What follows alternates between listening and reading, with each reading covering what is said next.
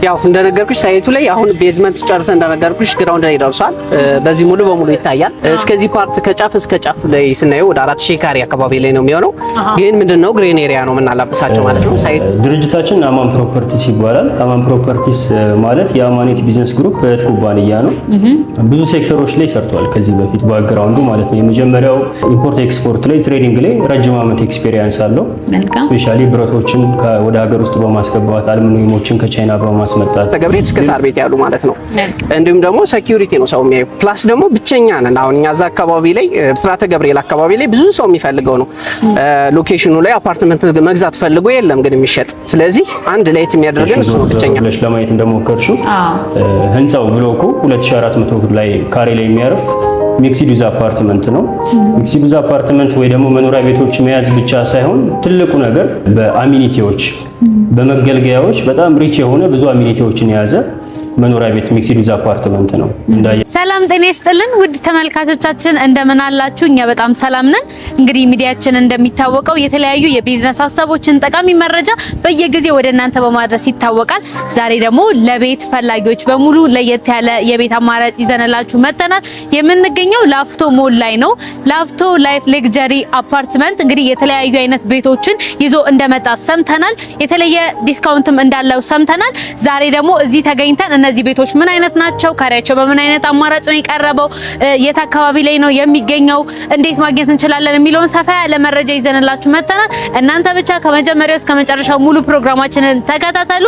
እንዲሁም ደግሞ ለቻናላችን አዲስ የሆናችሁ ሰዎች ቻናላችንን ላይክ፣ ሰብስክራይብ፣ ሼር ማድረግ እንዳትረሱ። ፕሮግራሙን በመምራት አብሬያችሁ ቆይታ ማደርገው እኔ ሊና አብርሃም ነኝ። በካሜራማን ናኦል አለ።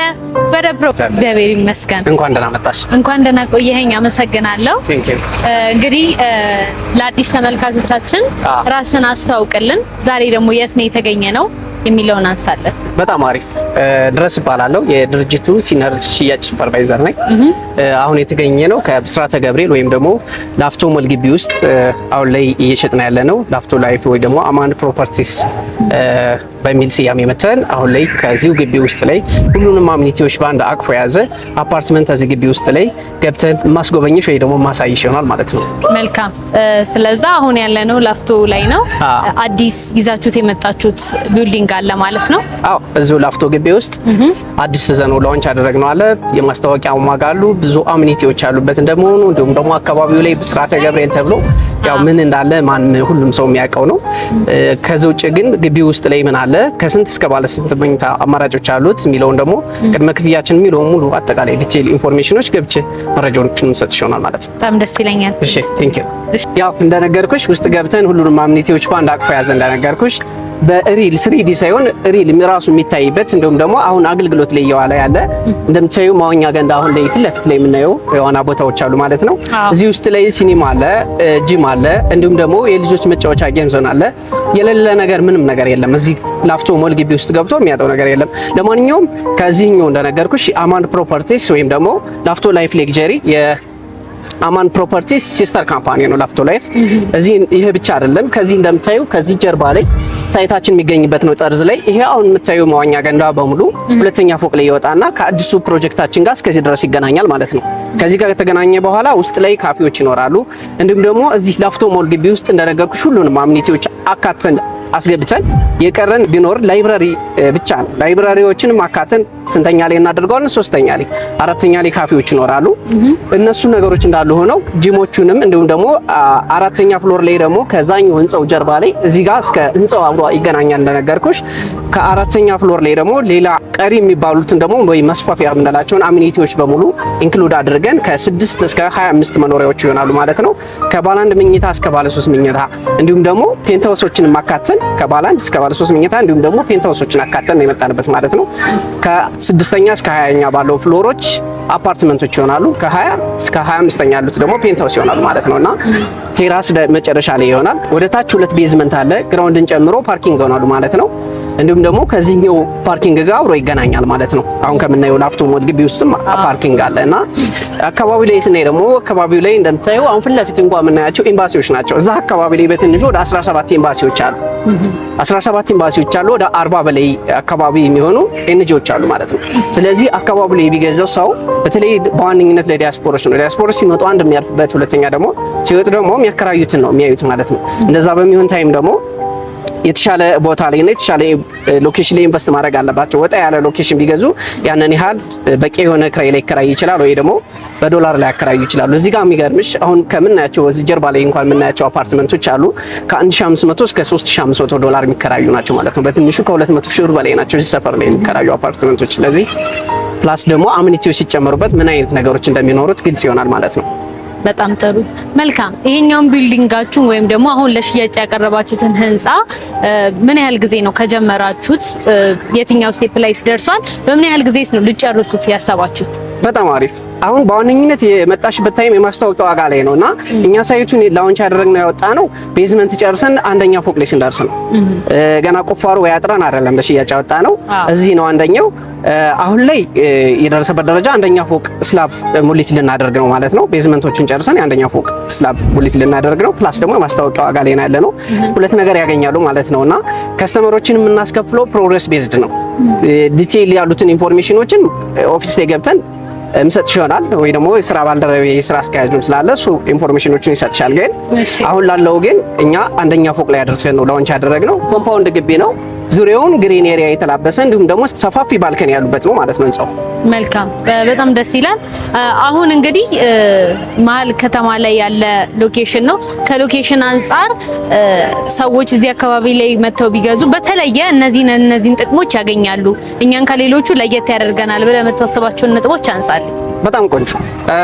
አንደኛ በዚህ ሰፈር ላይ ያው ብስራተ ገብርኤል ወይም ደግሞ ላፍቶ ሞል በጣም አካባቢው ላይ ይታወቃል። እንደነገርኩሽ አንድ በሴኩሪቲ ደረጃ የተሻለ ነው ማለት አካባቢ ላይ ምን አይነት ነገር አለ የሚለው ለሰውም ግልጽ ይሆናል ማለት ነው። ሁሉ የሚታወቅ መሀል ከተማ ላይ ስለሆነ እንደነገርኩሽ ደግሞ መጀመሪያ መግቢያ ላይ አዲስ አበባ ውስጥ ኤምባሲ የሚበዙበት በጣም ብዛት ሰፈር ያሉበት ማለት እዚህ ኤሪያ ላይ ያሉ ናቸው። ከብስራተ ገብርኤል እስከ ሳር ቤት ያሉ ማለት ነው። እንዲሁም ደግሞ ሴኩሪቲ ነው ሰው የሚያዩ። ፕላስ ደግሞ ብቸኛ ነን። አሁን እኛ እዛ አካባቢ ላይ ብስራተ ገብርኤል አካባቢ ላይ ብዙ ሰው የሚፈልገው ነው። ሎኬሽኑ ላይ አፓርትመንት መግዛት ፈልጎ የለም ግን የሚሸጥ። ስለዚህ አንድ ላይ የሚያደርገን እሱ ነው ብቸኛ የምንሸጠው። ሎኬሽኑ ለዛ አካባቢ ላይ የለም እንደዚህ በአፓርትመንት የሚሸጥ ወይ ባዶ ቦታ ክፍት የሆነ ቦታ የለም የሚሸጥ እና ብቸኞች የሚያደርገንና ፕላስ ደግሞ ኮምፓውንድ ግቢ መሆኑ ነው። እዚህ ላይ ሲያከራዩ ሰው በወክ ወይ ደግሞ በወክ ዲስታንስ ሁሉንም አሚኒቲዎች ከባንክ እስከ ሱፐርማርኬት እዚህ ጋር እንደምታዩ ቃተኛ አለ። ምግብ ቤት ደረጃ ስንሄድ ውስጥ ላይ እንዲሁም ደግሞ ሸዋ ሱፐርማርኬት አለ። የቅድም እንደነገርኩሽ ሁሉም አሚኒቲዎች አሉበት እንደመሆኑ አንፃር ለየት ያደርገዋል አንድ ማለት ነው። እዚሁ ሁሉንም በአንድ ቦታ ላይ የሚያገኙበት። መልካም። ይሄኛውን ቢልዲንግ ወይም ደግሞ አሁን ተሰርቶ ያለቀው ይሄ ላፍቶ ሞል አለ፣ አሁን ደግሞ በጅማሮ ላይ ያለው ሞል አለና ሁለቱም ማነጻጸር ብንችል እዛኛው ላይ ምን አዳዲስ ነገሮች ጨምራችሁ ነው እየሰራችሁት ያላችሁት? ከዚህኛውስ ምን ለየት ያደርገዋል? ከዛኛውና አሁን ካለው ላይ የጨመርንበት ምንድን ነው? አፓርትመንቶቹ አንደኛ ሌግዠሪ የሚባሉ ነገሮች እንደሆነ ነው ያደረግነው። ፕላስ ደግሞ እስከ 3ኛ ፍሎር ላይ ይሄ ይገናኛል። አሁን ይሄ የምታየው ምድር ላይ ነው ያለ ማዋኛ ገንዳው። እንደነገርኩሽ 2ኛ ፍሎር ላይ ይሆናል። ግሬስ እንዲኖረው አንድ እናደርገዋለን ማለት ነው። ከዛ ውጭ የቀሩ የምንላቸው ነገሮች ነበሩ።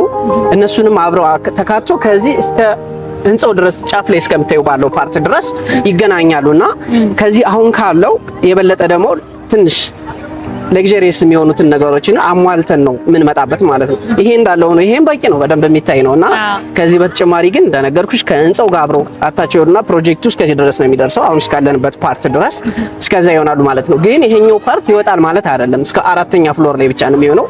ህንጻው ግን ከዛ ወጥቶ እስከ 25 ድረስ ይወጣል ማለት ነው። ፕላስ ቴራስ ይሆናልና እሱ መሆኑ ነው። እስከ ጫፍ እስከምታዩ ድረስ ያለ ፓርት ነው። አጠቃላይ ህንጻው ወደ 2080 ላይ ነው ህንጻው ብቻ የሚያርፍበት።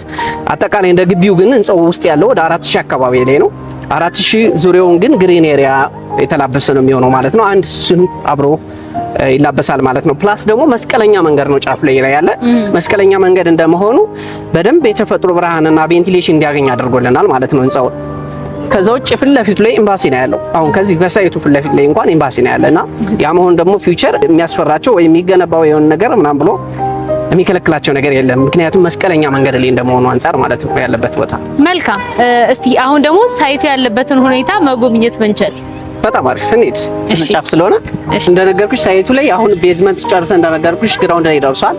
በዚህ ሙሉ በሙሉ ይታያል።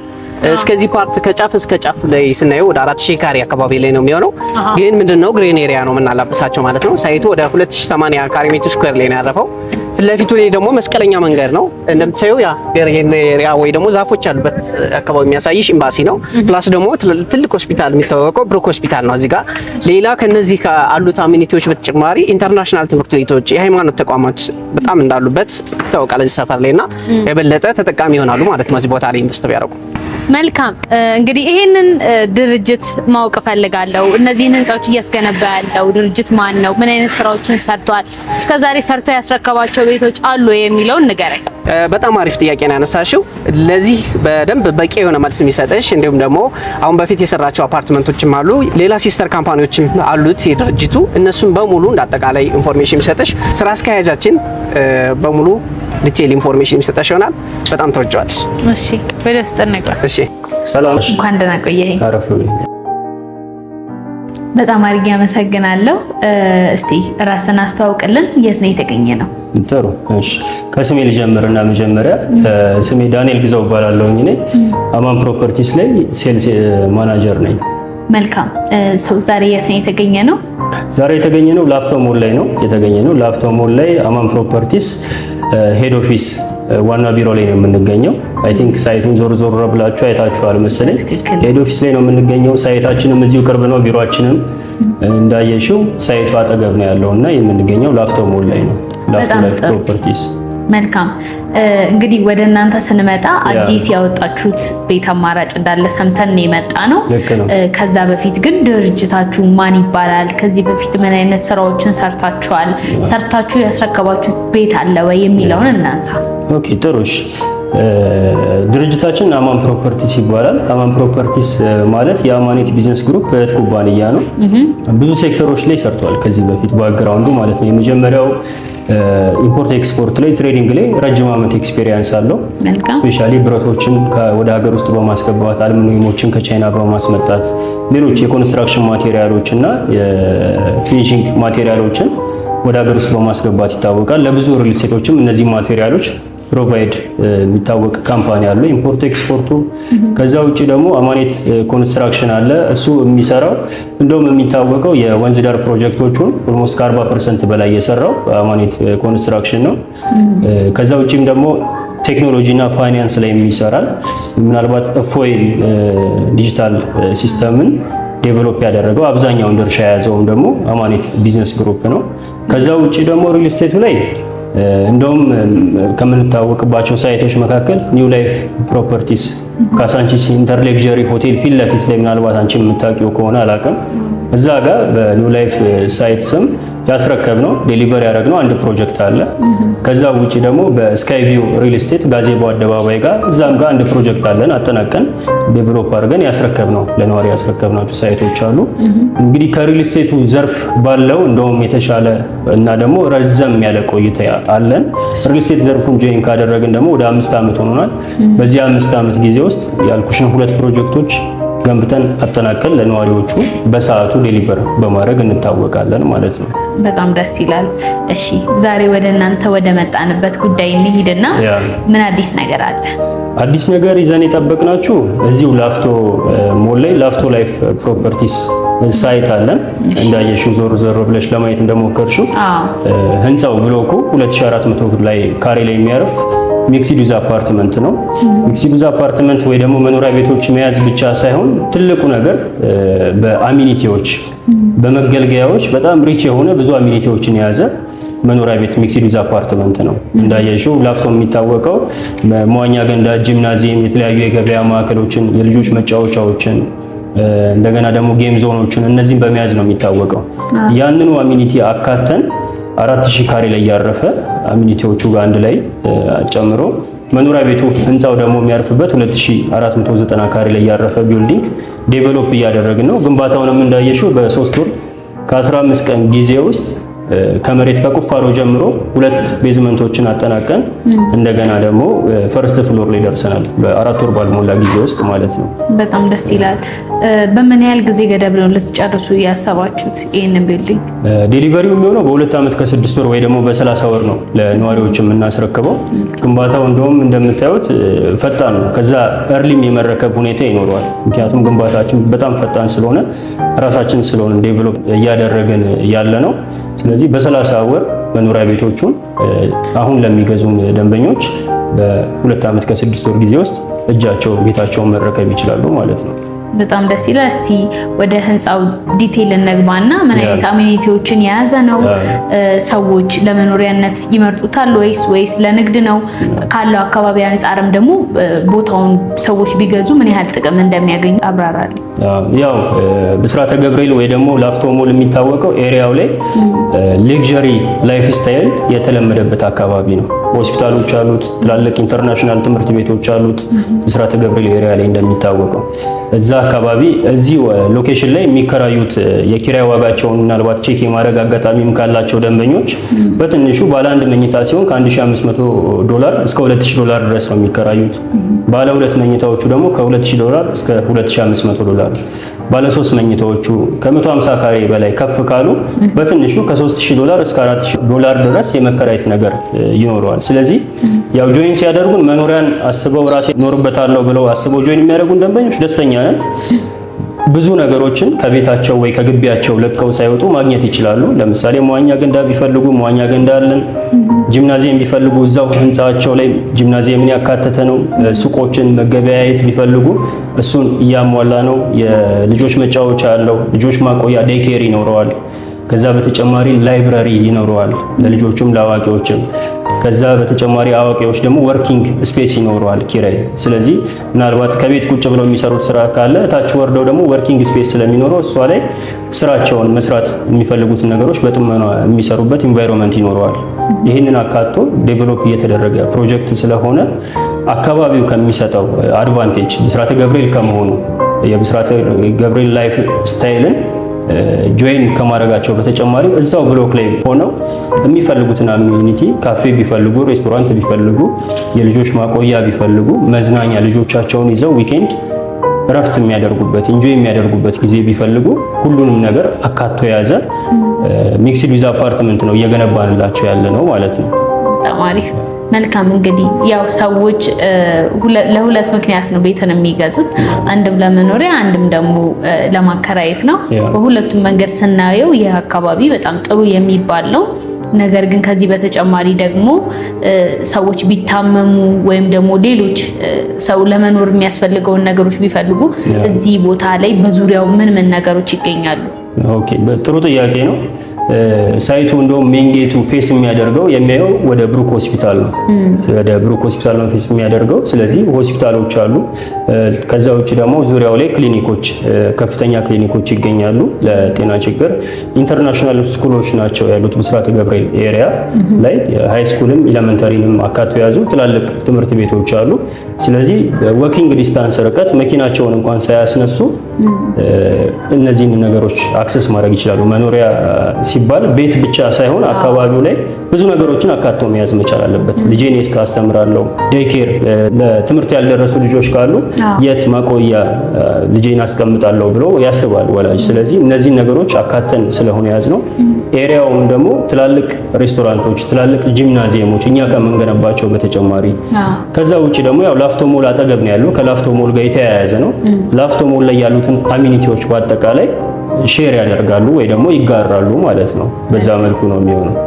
በጣም ደስ ይላል። እስቲ ገንብታችሁ ልታስረክቡበት ያሰባችሁት አዲሱ ህንጻ አለ። ከዚህ በፊት ደግሞ የገነባችኋቸው ብዙ ህንጻዎች እንዳሉ ነግረኸኛል። እስቲ በንጽጽር የአሁኑ ላይ ምን አዳዲስ ነገሮችን ጨምራችሁ ነው ለገበያ ያቀረባችሁት? ጥሩ። አዲሱ ላይ አዲስ ነገሮች ጨምረን ያቀረብ ነው። የመጀመሪያው ትልቁ ነገር አሚኒቲዎች ነው። መገልገያዎችን ከቤት በተጨማሪ ብዙ አሚኒቲዎችን ቅድም ዲስክራይብ እንዳደረኩት እነሱን አካተን ይዘናል። ከዛ በተጨማሪ ለየት ያሉ ዲስካውንቶችን አዘጋጅተናል። ወደ ዋጋው ስንመጣ እሱን በደንብ እንመለስበትና እናወራለን። ከዲስካውንቱ በተጨማሪ ያሉት ነገሮች ምንድናቸው? 3 ወለል ፓርኪንግ ነው የሚሆነው። 2 ቤዝመንት ፓርኪንግ ይኖራል። ግራውንድ ፍሎርም የመኪና ማቆሚያ ነው የሚሆነው። ወደ ላይ ከፍ ስንል ደግሞ ሎቢና ሪሴፕሽን ይኖራል። ያ ማለት ሌክዠሪ ላይፍ ስታይል ስለሆነ ሞዱ ወይ ደግሞ ህንጻችን የሚኖረው ሌክዠሪ ላይፍ ስታይልን የያዘ ስለሆነ ሎቢና ሪሴፕሽን ይኖራል። እንግዳ ካላቸው ሪሴፕሽኖቹ ደውለው እከሌ የሚባል እንግዳ መጥቷል እንላከው ወዳላችሁበት ወለል ወይስ እዚሁ መታችሁ ትቀበላላችሁ ብሎ ኮንፊርሜሽን የሚደውል ሪሴፕሽን ይኖራል። ያንን ስልክ ተቀብለው እዛው ይጠብቀኝ የሚሉ ከሆነ ታች ወርደው እንግዳቸውን አስተናግደው ካፌዎች፣ ሬስቶራንቶች ስላሉ መመለስ ይችላሉ። ከዛም ደግሞ ላኩት ካሉ ላይ ይላክላቸዋል። ከዛ በተጨማሪ የጋራ መኖሪያ ቤት እንደመሆኑ ደግሞ ፕሮግራሞች ይኖራሉ፣ ኦኬዥኖች ይኖራሉ።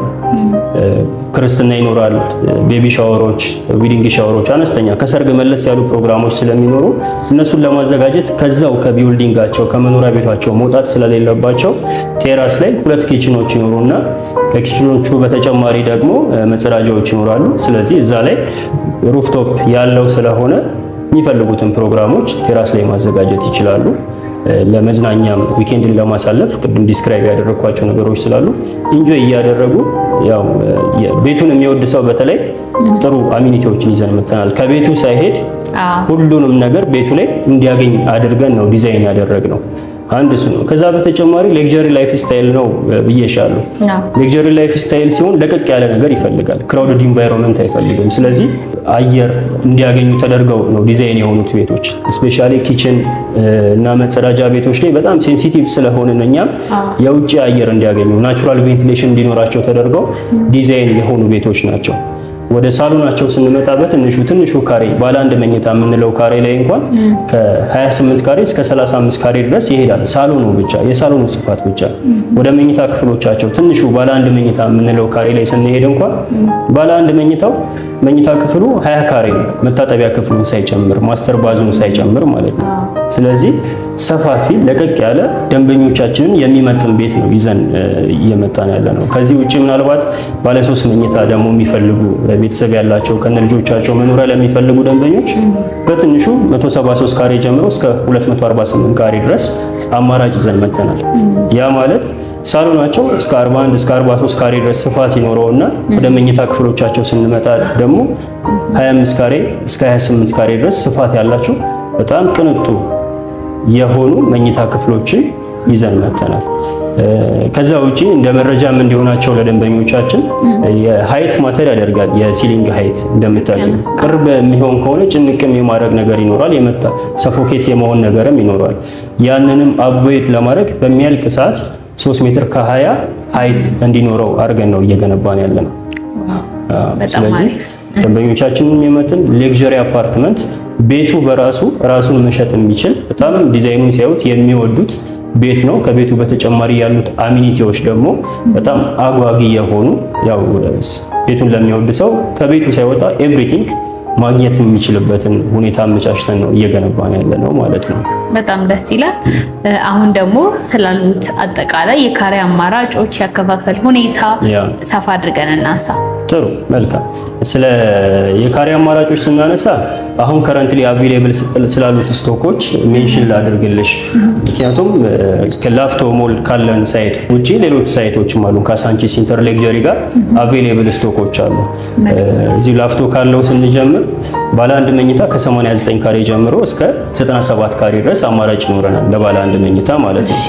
ስለዚህ ኢንስቶልመንት ጆይን ለሚያደርጉ ማለት ቀስ ብለው በ2 ዓመት ከ6 ወር መክፈል ለሚፈልጉ ደንበኞች 15% ቅድመ ክፍያ ብቻ ከፍለው ጆይን ማድረግ ይችላሉ ማለት ነው። ስለዚህ ቶታል ፕራይሱ 10,300,000 ነው። የሱን 15% ክፍያ ያ ማለት ወደ 1,600,000 ብር ከፍለው ጆይን ማድረግ ይችላሉ። ከዛ ውጪ ግን 100% መክፈል እንችላለን ለሚሉ ደንበኞች፣ እንደገና 50% ነው መክፈል ለሚሉ ደንበኞች፣ 40% ለሚከፍሉ ደንበኞች የተለየ የቅናሽ ወይ ደግሞ የዲስካውንት ኦፈር ስላለን እሱን ተጠቅመው 40%ም 60 የሚሆን ከፍለው ተጨማሪ አዲሽናል ዲስካውንት ደግሞ ማግኘት ይችላሉ ማለት ነው።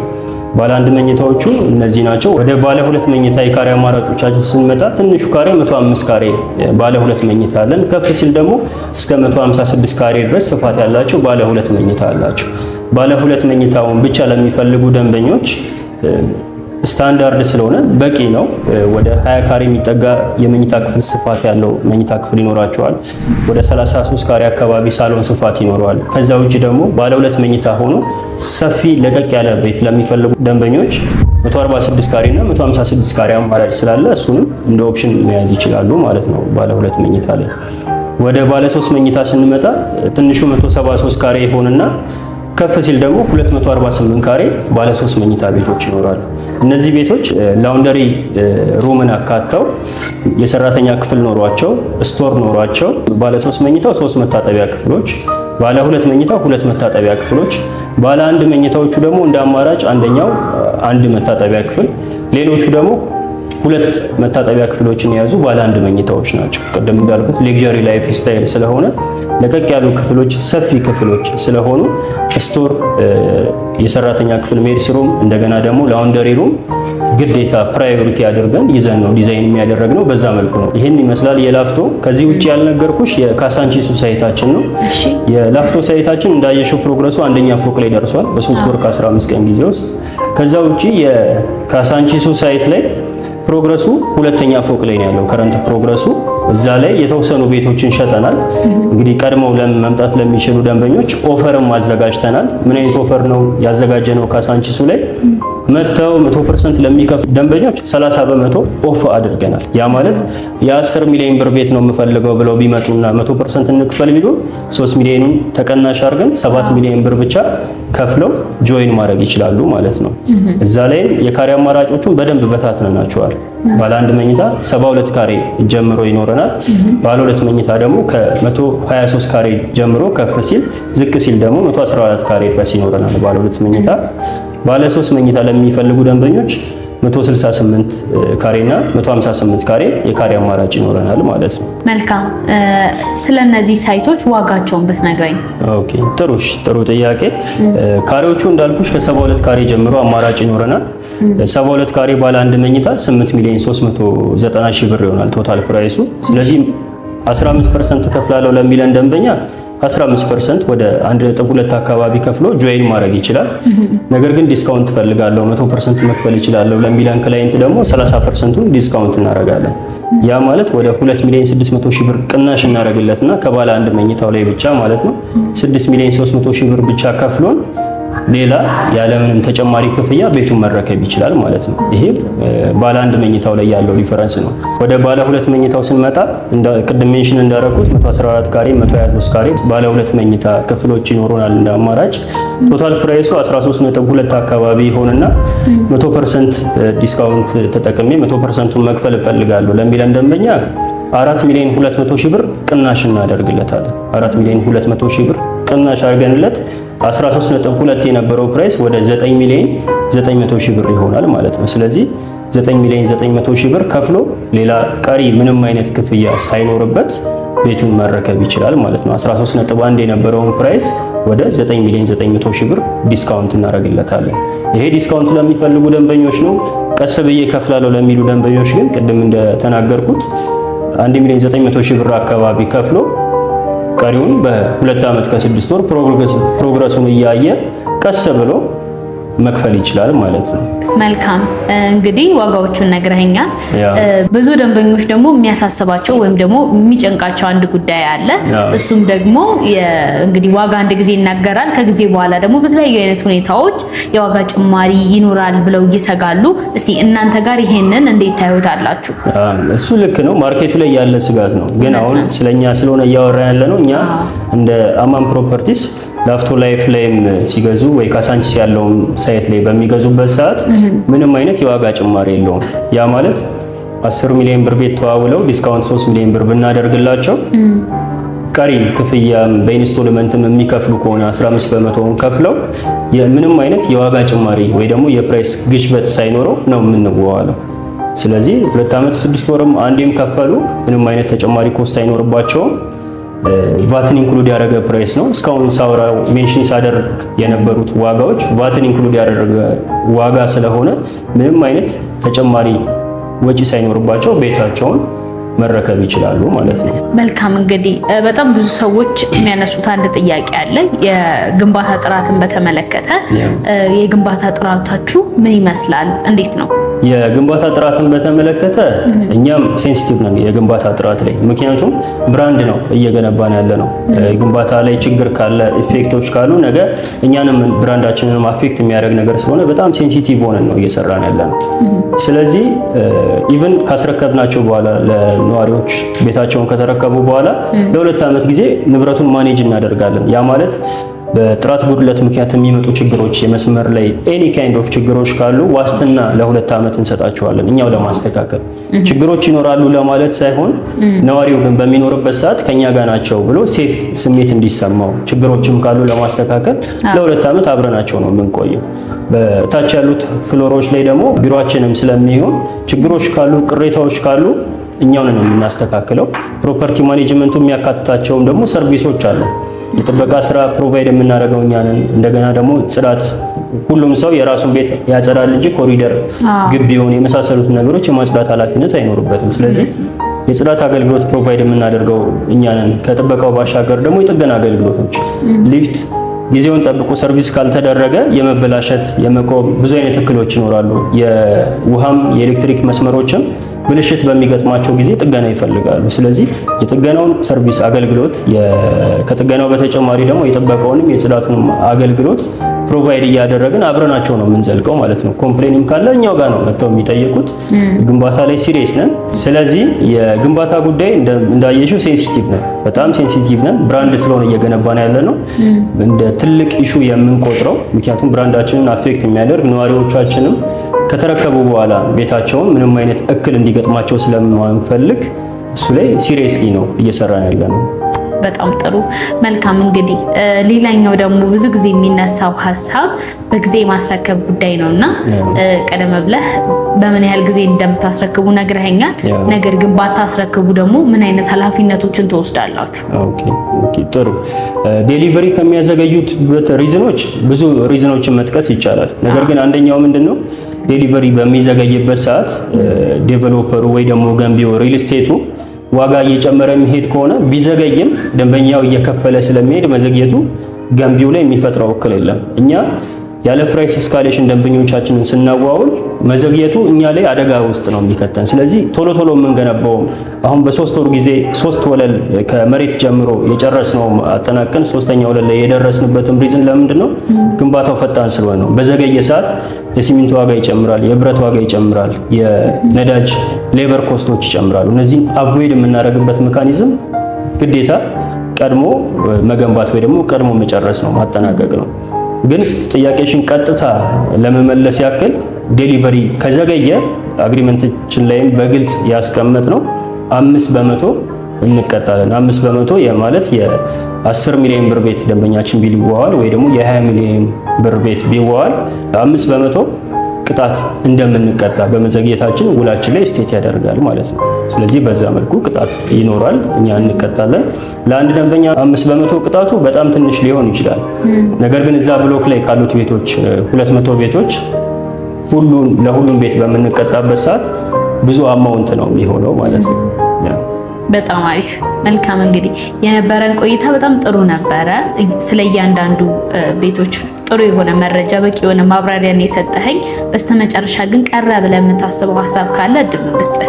መጨመር ወይ ደግሞ ማጠቃለል የምፈልገው ነገር ምን መሰለሽ፣ አሁን ላይ ያወጣናቸው ዋጋዎች የካሳንቺሶም ላይም ቢሆን የላፍቶ ሳይትም ቢሆን የማስታወቂያ ፕራይስ ነው።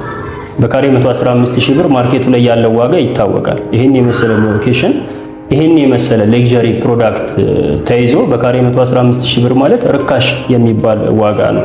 ስለዚህ እነዚህ ቤቶች የወጡት ለ15 ቤቶች ብቻ የተዘጋጁ ዲስካውንቶች ናቸው። ምክንያቱም ደንበኞች ዘግይተው ከሳምንት ከ15 ቀን በኋላ መጥተው በካሬ 10,000 ብር ጨምረናል ብንላቸው ዲስአፖይንት እንዲሆኑ አንፈልግም። ስለዚህ ይህን ማስታወቂያ ባዩ ሰዓት በፍጥነት ኮሚኒኬት ያደርጉንና እነዚህ ለ15 ቤት የወጡ ዲስካውንቶችና ቅናሾችን በመጠቀም የቤት ባለቤት ያውም የቅንጡ ዘመናዊ ህይወትን የያዘ ሌክዠሪ አፓርትመንት ባለቤት መሆን ይችላሉ ማለት ነው። መልካም እናንተን ማግኘት ለሚፈልጉ ሰዎች በየትኞቹ አድራሻ እናንተን ማግኘት ይችላሉ? እኛን ማግኘት ለሚፈልጉ ደንበኞቻችን ያው ስክሪኑ ላይ ባለው ስልክ ደውለው ኮሙኒኬት ማድረግ ይችላሉ። ውጪ ላሉ ደንበኞች ደግሞ ስፔሲፊካሊ ዋትስአፕ ላይ ኮሙኒኬት በማድረግ የሚፈልጉትን ዲቴል መረጃ ማግኘት ይችላሉ። ከዛ በተጨማሪ እዚህ ተወካይም ላይኖራቸው ይችላል። እዛው ያሉበት ሀገር ሆኖ አግሪመንት ውል መዋል፣ ደረሰኝን መውሰድ ኤቭሪቲንግ ፕሮሲድ ማድረግ የሚፈልጉ ደንበኞች ካሉ ዋትስአፕ ላይ ኮሙኒኬት በማድረግ ያሉበት ሀገር በዲኤችኤል ውላቸውን ስለምንልክ በዛ መልኩ ስለምናስተናግዳቸው ውጭ ያሉ ደንበኞች ዋትስአፕ ላይ፣ ሀገር ቤት ያሉ ደንበኞች ደግሞ ቀጥታ በመደወል እኛን ኮሙኒኬት ማድረግ ይችላሉ ማለት ነው። እሺ መልካም እንግዲህ የነበረን ቆይታ ጥሩ ነበር። ስለሰጠኝ ጊዜና ማብራሪያ አመሰግናለሁ። ቴንክ ዩ።